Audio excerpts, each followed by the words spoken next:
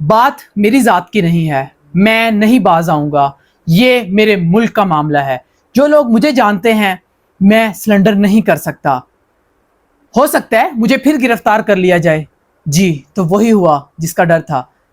صحافی عمران ریاض خان کو 10 اپریل کی رات کو سیالکوٹ ایئرپورٹ سے سیالکوٹ پولیس نے گرفتار کیا، جیل منتقل کر دیا۔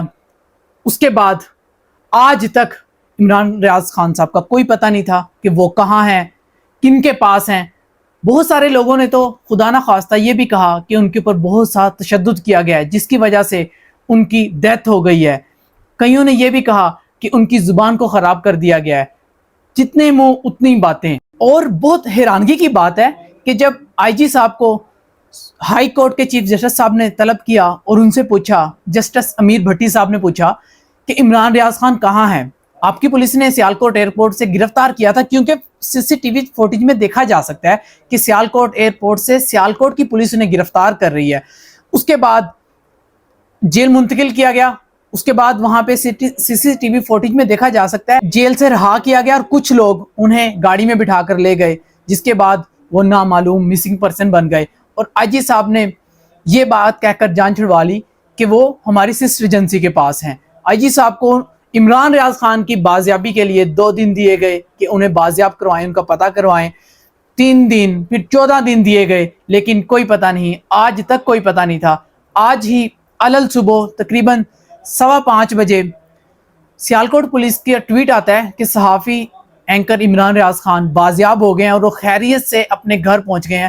تو یہ بہت بڑی خوشخبری کی بات ہے ان کی فیملی کے لیے، جو اتنے دنوں سے ان کے لیے تڑپ رہی تھی۔ ان کا ایک ایک سیکنڈ، ایک ایک منٹ کتنا مشکل سے گزر رہا تھا، یہ صرف وہی جان سکتے ہیں، اس کے علاوہ کوئی نہیں جان سکتا۔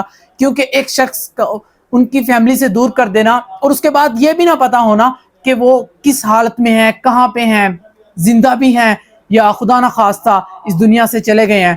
تو آج بہت بڑی خوشی کی بات ہے کہ عمران ریاض خان بازیاب ہو کر خیر و عافیت سے اپنے گھر چلے گئے ہیں، اور آپ انشاءاللہ بہت جلد ہی یہ سنیں گے کہ میں عمران ریاض خان ہوں اور آپ میرا یوٹیوب دیکھ رہے ہیں۔ اس کا سب کو انتظار ہے، مجھے بھی، آپ کو بھی، ان کو فالو کرنے والوں کو سب کو انتظار ہے۔ آپ چاہے ان سے اختلاف کریں، آپ کا رائٹ ہے کہ آپ ان سے اختلاف کریں، لیکن بولنے کا حق ان کے پاس ضرور ہے، چاہے وہ کا نظریہ کچھ بھی ہے، لیکن آپ کسی سے بھی کسی کا رائٹ نہیں چھین سکتے۔ عمران ریاض خان صاحب کی آپ کو ایک بات بتا دوں کہ شروع دن سے وہ جس نظریے پر تھے، یہ بات ان کے ناقدین بھی کہتے ہیں کہ جس نظریے پر وہ شروع دن سے تھے آج تک اسی نظریے پر کھڑے ہیں۔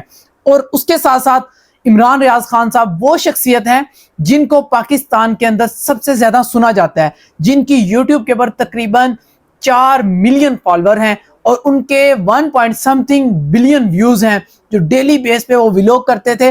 ملین لوگ، لاکھوں لوگ انہیں دیکھتے تھے، انہیں فالو کرتے تھے۔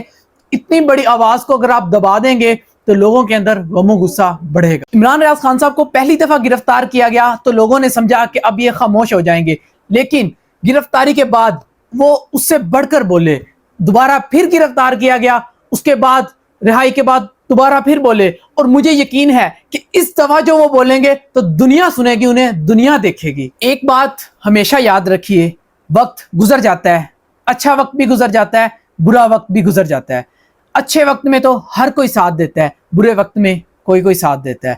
ہمیشہ برے وقت میں ساتھ دیجئے، یہ برا وقت بتا کر نہیں آتا۔ امید کرتا ہوں کہ عمران ریاض خان صاحب اپنی فیملی کے ساتھ پہلے کی طرح اچھا وقت گزاریں گے اور پاکستان کے حق کی آواز بلند کرتے رہیں گے انشاءاللہ۔ آج کے ویلوگ کو یہیں پہ اینڈ کرتے ہیں۔ اپنا اور اپنے اس چینل کا خیال رکھیے گا۔